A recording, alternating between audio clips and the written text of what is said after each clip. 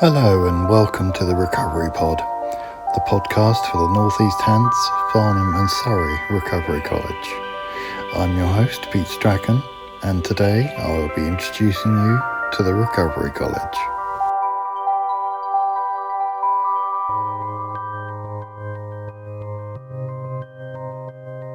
Firstly, I'd like to say a big thank you to you all for joining us on our first ever podcast.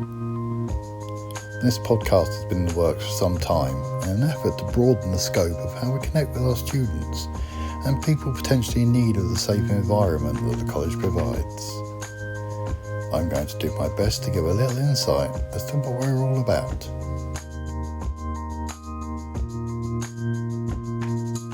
What is the Recovery College?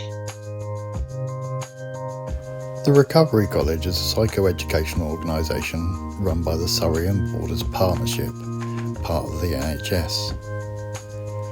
Providing valuable life skills to ease the strain of living with mental ill health. It was started in 2015 and there are now over 4,000 students enrolled.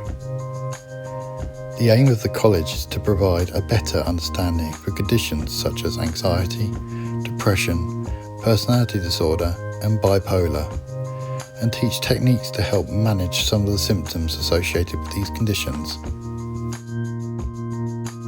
I'm not diagnosed. Am I still allowed to join? The Recovery College is open to everyone from 18 to 99. Whether you're diagnosed or not, caring for someone with mental ill health, or even a professional who wants to learn more about how the people in their care feel and experience things. All that is required is a self-referral. Who teaches the courses? Now this is the really important bit. The Recovery College uses co-production. This means that all courses are written by a clinician and someone with lived experience of mental ill health.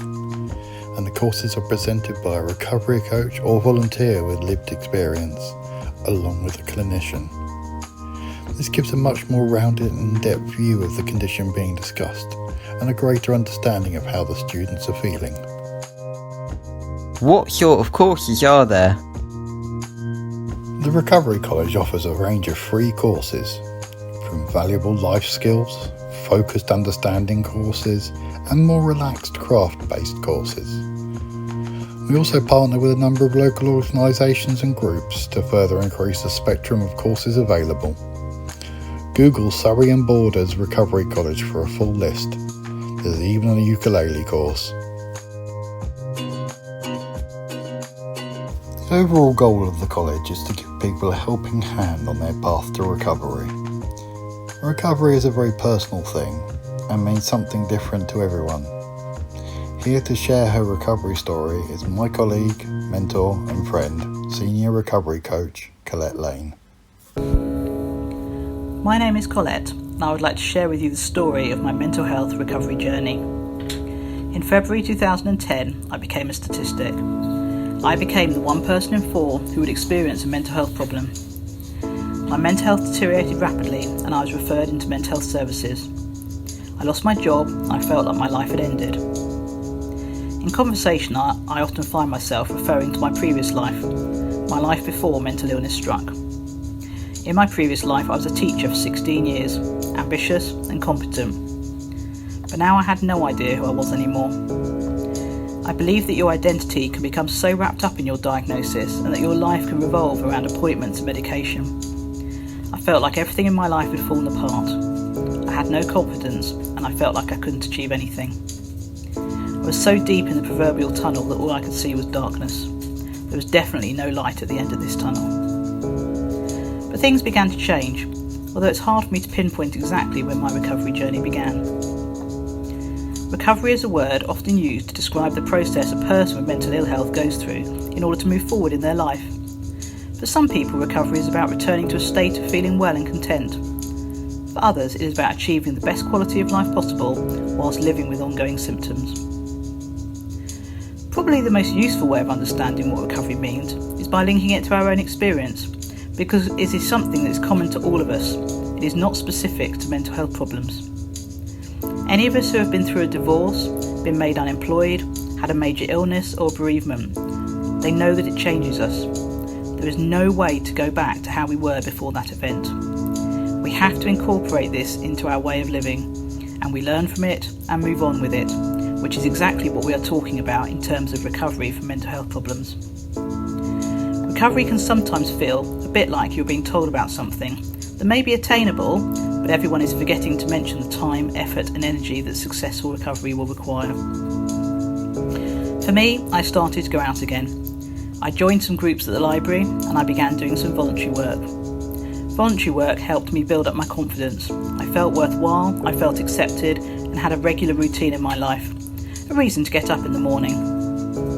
It also gave me the opportunity to use my lived experience and my transferable skills to help others. I began a few hours a week of paid work, and I now help others at the Recovery College who are experiencing mental health problems, helping them to move along their recovery journey. My journey of recovery is ongoing, but I am beginning to see a chink of light at the end of the tunnel. Recovering from mental illness is difficult. It's probably the hardest thing you will ever do, but in doing so, in making slow progress, you will learn a lot about yourself and about life. The ups and downs of recovery are hard, but the ups prove that you're getting better, and that's important to remember when you're experiencing the downs.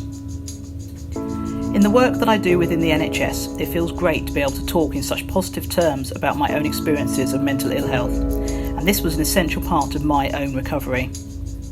It made me feel like I no longer had to be ashamed of having been unwell, which had a really positive impact on me.